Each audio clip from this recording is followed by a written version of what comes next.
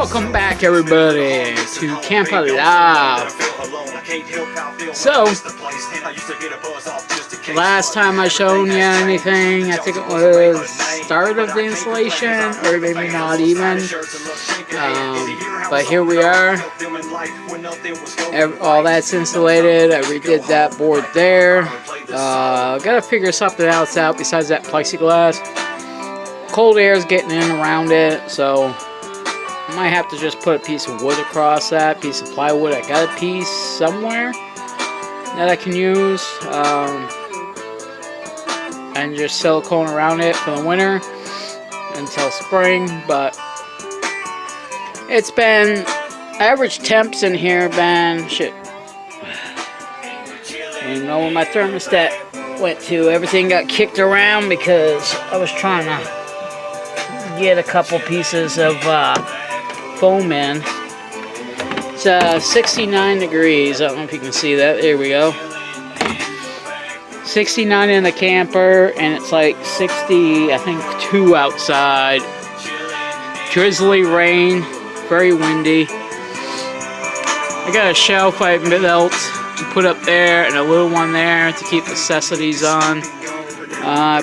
Put a countertop in, temporary, so I can get a full piece of nice plywood or something, or pine, do something nice, put down like some tile or something. And got a 7.5 gallon water jug for water.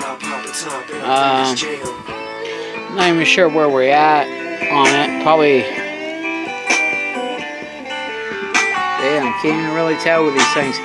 But I probably used at least 2 gallons out of it within a week. So I'm thinking probably on an average 2 weeks maybe before it would have to get refilled. I am thinking about getting a little pump on Amazon. They're like 20 bucks. You just mount it to the wall. You run a line in, line out. Line out comes up to a faucet. This unscrews. I could put the line going in. It would be a tight fit in these caps. Drop the line down in. Stand it up on end. I could have 2 of them. And put a Y connector. And shut one off, and when it's empty, reach under, turn the empty off, and turn the other one on, and put like a little rocker switch right there. Why not, right? But all that's insulated. Those angles are kind of a pain in the ass. That there was a pain in the ass because that board liked to move on me. It had a lot of flex in it because there's no brace. I just finished this up. I'll show you what I did. This here had the water tank originally. It was a 12-gallon water tank, and it had leaked, and that floor is a little bad right there in that corner. But you know what? The rest of the floor is solid. I wasn't going to cut a big chunk out and then put another piece of plywood in. I didn't have the right thickness for it. So, it is what it is. It's fine. I ain't got to worry about it. Lesson: don't run all your electrical until your installation's in. I don't give a shit what those other YouTubers say. Don't fucking do it until your installation's in. It's a pain in the ass. You gotta work twice as hard. You gotta work around everything. You gotta pull the wire all the way out to get the installation in. For prime example, when you try and put the installation in and that wire's bowed out, you got ½ inch on each side to fucking try to pound it in, and it's a bitch. That whole line, I had to take it all the way out to that corner just to get all this in. Same with that one. I had to take that all out to the corner just to get all those 1, 2, 3, 4 panels in. Just like this panel, that one, and that one there. Had to undo all that. I'm not sure if I'm going to actually insulate this square here, because this is where my electrical box is going to be, and then a separate 12 volt fuse panel. I'm gonna wire everything in and come out to all my switches for everything, like the 12-volt lights and shit. I saw a video on YouTube. The guys recommended to get the 12-volt fuse block. Even though the breaker panel has stuff for the 12-volt, and it's 4 switches for 12-volt, 4 switches for the 110, which is this, and so I'm just going to do what I know. That way I ain't burning shit out and ruining expensive lights and equipment I'm putting in here. Now, the ceiling's 2 inches. I am going to have to undo this, all these, drop this wire.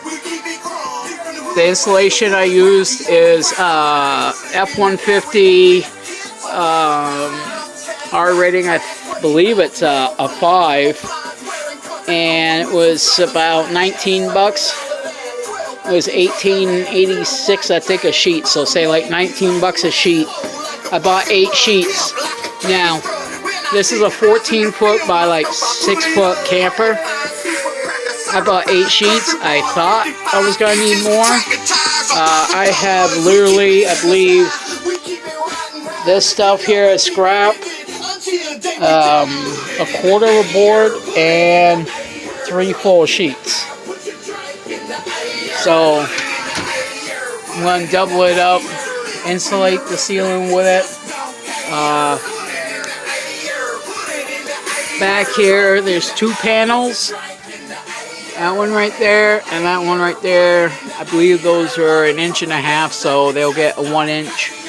A buddy of mine says I should take all that here off, this board here off. I put recycled, like the old white styrofoam. If you cut it, it's like a bunch of little white beads type junk. And he says I should insulate it right, but you know what? Dude, if you want to come and do that for me, come and do it for me. I ain't pulling that bitch all apart just to do it again.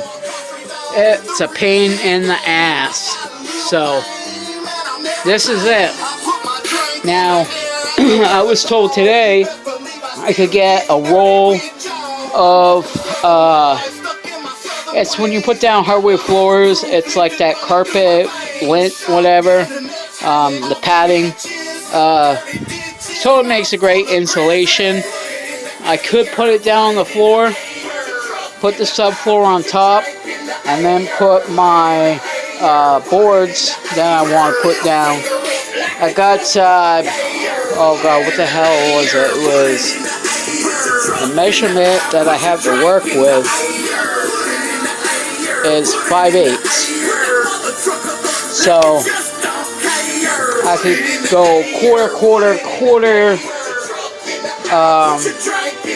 inch subfloor, quarter inch. The padding I think is about 1/8, maybe a quarter inch. So 5/8 I have to work with up until the little lip on the camper, and it's like that. See it right there? So that's 5/8 to the top. So it'd be nice to have it all done here soon. It's been pretty warm in here at night. I think last night the coldest it was 57 degrees. And it was low 50s outside. It's staying on an average. Yesterday it was 12 degrees warmer in here than it was outside. It's usually staying about anywhere from 4 degrees warmer than outdoor temp up to 10 to 12 degrees. So big fluctuations. At night it stays about 5 degrees warmer in here than outside. During the day, if the sun's out, it's a good 12 degrees warmer in here than outdoor temp. I was so hot in here earlier I had to open up the roof latch, but all the walls are done, and I think I'm going to start doing the roof, get some insulation in there, use up what I got, and call it a night. So, if you're thinking of doing the camper life, this is what it is. My total cost I'm at currently with the cost of the camper, materials and supplies, and tools, we're looking around $900 currently. That's not including the lights I got coming, the breaker and fuse blocks, the wiring to connect all my 12 volt, not including solar panels, two deep cycles, you know. I got, personal stuff everywhere, but until I finish building this, kitchen seating area, storage slash closet right there, and then this here is going to be my bathroom area. I'm going to put a shower and a toilet in here somehow. The drain for the toilet, whatever, is right there. But I'm thinking about just turning this area right here into a stand-in shower and just use a compost toilet, and I can just set it in there when not using the shower. And then I can hook a city water main in to the pipe.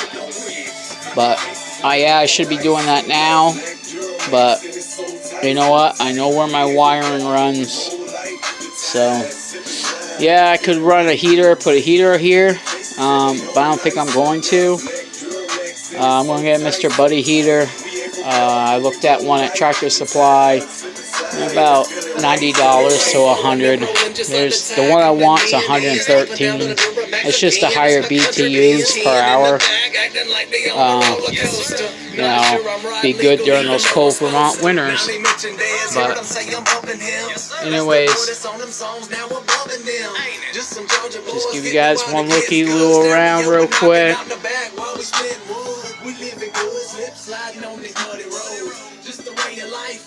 Oh, if you're wondering what I mean, oh yeah, Dollar General Reflectix wind shades, $3.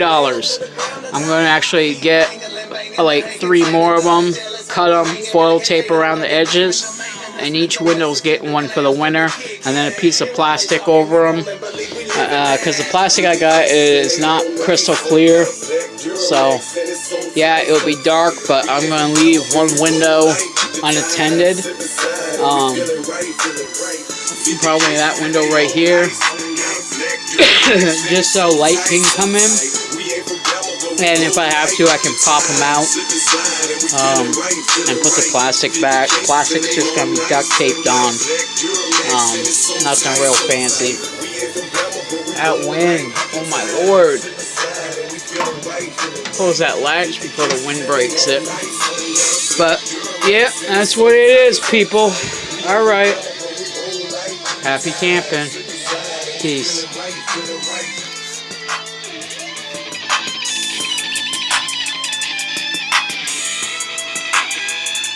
Oh, forgot. What I've been using to cook on is my little pocket rocket that I had when I was camping and hiking on the Appalachian Trail. Works good in the camper. Boils up my water. I can make my coffee and eat my potatoes and rice and whatever. So that's what I've been using. Alright, peace.